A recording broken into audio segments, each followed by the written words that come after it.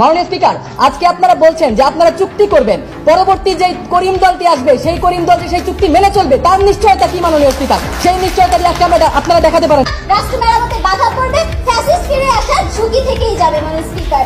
আমরা দেখতে পাই বর্তমানে সবথেকে সংখ্যাগরিষ্ঠ যে রাজনৈতিক দলটি আছে বিএনপি, তারা আসলে একাত্মতা পোষণ করেছে অন্তর্বর্তীকালীন সরকারের যে সংস্থাগুলো প্রাপ্তি আছে, তাহলে তারা কিসের কথা বলছে মাননীয় এখন আমরা। মাননীয় স্পিকার, আজকে আমি করিম দল হিসেবে নির্বাচিত হয়ে আমি যদি হাসিনা সরকারের মতো বলি বেশি বাড়াবাড়ি করলে সব বন্ধ করে দিব, সেই জায়গা থেকে আপনারা কিভাবে সেটাকে নিশ্চয়তা দিচ্ছেন যে জনগণ সেখানে কথা বলতে পারবে? সেই ধরনের কোনো কথা আপনারা বলতে পারেনি। যুক্তি খণ্ডনে এসে বিরোধী দলীয় নেত্রী বলে গেলেন যে রক্ত দিই, তাই কেউ যেন এই নির্বাচনের পরে ফায়দা নিতে না পারে সেই ব্যবস্থাটি সংস্কার করতে হবে, সংস্কারের করে তারপর আমি নির্বাচন দিব। মাননীয় স্পিকার, মাননীয় স্পিকার, আজকে আপনারা বলছেন যে আপনারা চুক্তি করবেন, পরবর্তী যে করিম দলটি আসবে সেই করিম দলটি সেই চুক্তি মেনে চলবে, তার নিশ্চয়তা কি মাননীয় স্পিকার? সেই নিশ্চয়তা দিয়ে আজকে আপনারা দেখাতে পারেননি।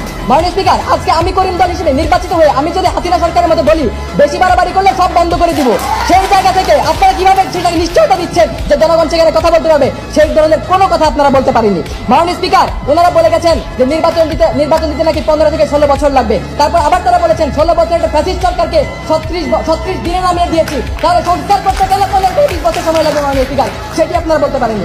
হবে না, রাষ্ট্র মেরামতে বাধা পড়বে, ফ্যাসিস্ট ফিরে আসার ঝুঁকি থেকেই যাবে মাননীয় স্পিকার। আমরা দেখতে পাই বর্তমানে সবথেকে সংখ্যাগরিষ্ঠ যে রাজনৈতিক দলটি আছে বিএনপি, তারা আসলে একাত্মতা পোষণ করেছে অন্তর্বর্তীকালীন সরকারের যে সংস্থাগুলো প্রাপ্তি আছে, তাহলে তারা কিসের কথা বলছে মাননীয় এখন আমরা স্পষ্ট না।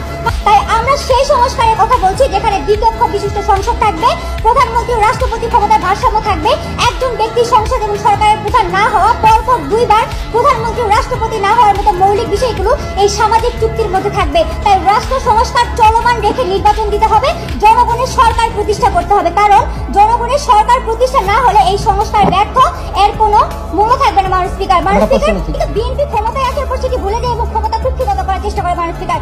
তাই এই সংবিধানে 2014, 18, 2024 মতো নির্বাচন যাতে কেউ না করতে পারে তার লক্ষ্যে আমাদের এই রাষ্ট্র সংস্কার, জাতীয় সনদ, সামাজিক ও রাজনৈতিক চুক্তি। মাননীয় স্পিকার, আমাদের প্রধান উপদেষ্টা সচিবদের সাথে প্রথম বৈঠকে বলেছেন আমাদের চিন্তার সংস্কার করতে হবে। মাননীয় স্পিকার, চিন্তার সংস্কারের কি আদৌ কোনো শেষ আছে? প্রধান উপদেষ্টা তিনি বিপ্লবী ছাত্রদের সাথে বৈঠকে বলেছিলেন স্বপ্ন পড়ে আগে খেলে যেও না, আর